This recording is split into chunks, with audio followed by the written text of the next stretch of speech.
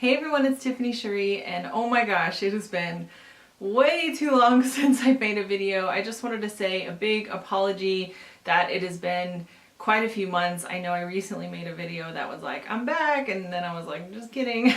I basically had, my life was pretty kind of flipped upside down. I ended up moving countries, so I'm back in the United States, back home in Texas with my family. It wasn't due to anything super bad or like dramatic. I will probably be making a video about the whole Australia saga soon. I did need to take a few months to just get my head and my heart and soul, everything back in order.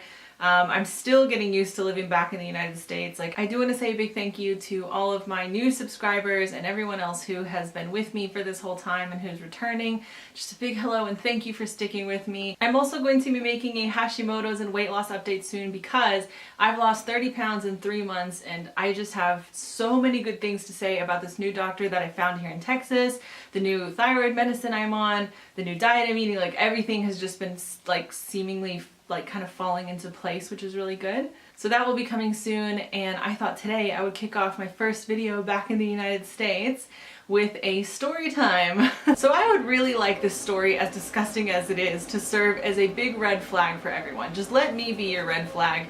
Don't do the stupid shit that I did. I was in the city, in the valley, waiting for my friends to show up. I had taken the train in, so because of the train times, I had to get there a bit earlier or I would be too late. So in the valley, I was standing outside, kind of on the street in between like where these clubs and bars are, and I was just smoking like on my phone, just trying to pass the time. And then this guy walks up to me, and he I don't know, this whole story, I'm just like, why? So he had like very long, scraggly, like, you know, there's guys with long hair who look like just beautiful, gorgeous, sexy, like, just like hippie Viking, like, you know, I'm a sucker for long hair. But this person had like scraggly, gross long hair. He was like very, very just like squirrely looking. Why? And he asked me for a lighter, so I offered him my lighter, and then we started chatting, just like, oh, how's your night going? Yeah, good, whatever, blah, blah.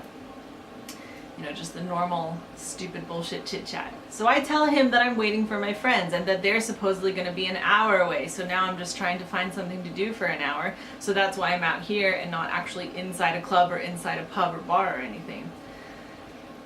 This person tells me, hey, why don't you come back to my place? I live literally 5 minutes away. You can chill there for an hour until your friends get here. So my dumbass was like, oh sweet, that sounds awesome. What a nice offer. I don't even know his name. I don't even know where he lives. In hindsight, like, okay, hindsight's always 20/20. This is a lesson that I don't know why it takes me so long to learn in my life. I didn't tell my friends where I was going. So I walk with him back to his place.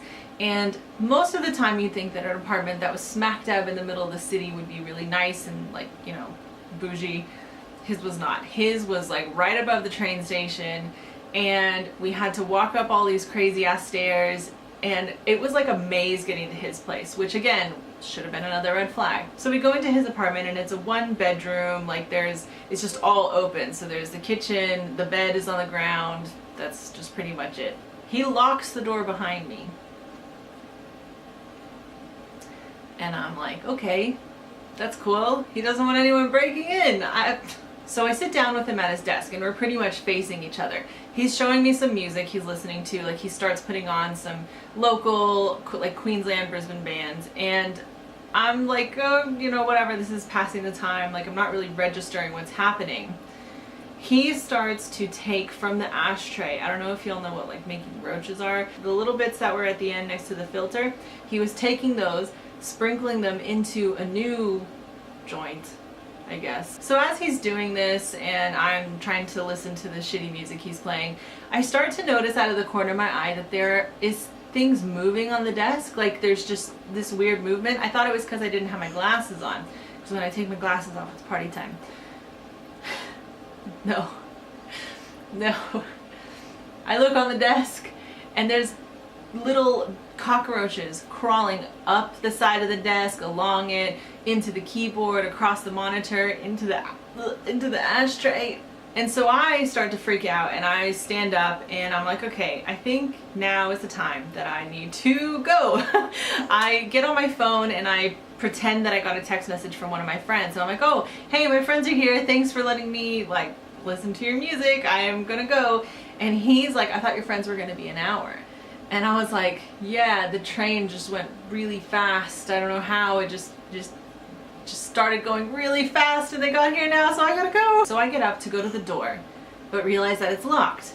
And this was one of the doors that you needed a key for to unlock from the inside. They had quite a few of those in Brisbane. I remember I had a friend who got trapped inside his house once and he couldn't come to work. You know, the old can't come to work because I'm trapped inside my house excuse. But for real, there are some doors that are like that. Anyways, he gets up because I'm like, I need to go. Can you let me out of this place, please? Free me. So he gets up to unlock it for me, but before he pulls out his key, he starts asking for a kiss. And he says, you're not going to give me a kiss? Are you sure you don't want to stay? Come on, I brought you up here. Aren't you going to give me a kiss? Am I going to get something for bringing you up here? Like as if this was some kind of negotiated exchange, like me giving you my time and my presence equals you deserving a kiss from me. So in my head, I'm like, this guy's fucking crazy. He's not gonna let me leave. And I'm looking around, there's a window behind me, and I'm like, okay, if I run and I kind of like roll out the window, maybe there'll be something like I can land on a dumpster and then I can run away in my heels, I can take my shoes off. But on the outside, I'm like, oh, I gotta go because I don't know.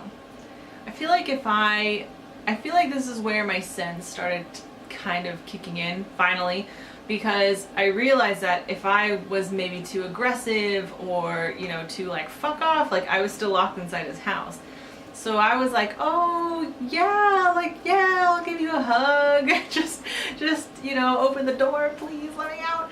And so he unlocks the door and I go to give him a hug and he wouldn't let go. He was like grabbing onto my hands, grabbing onto my shoulders, just refusing to separate. And he kept trying to go in for a kiss, and in order for me to escape this nasty cockroach man, I had to give him a kiss. So we briefly kissed. It was disgusting. And then he still wouldn't let go of my arm and he pulls out his phone and says, give me your number so that we can do this again.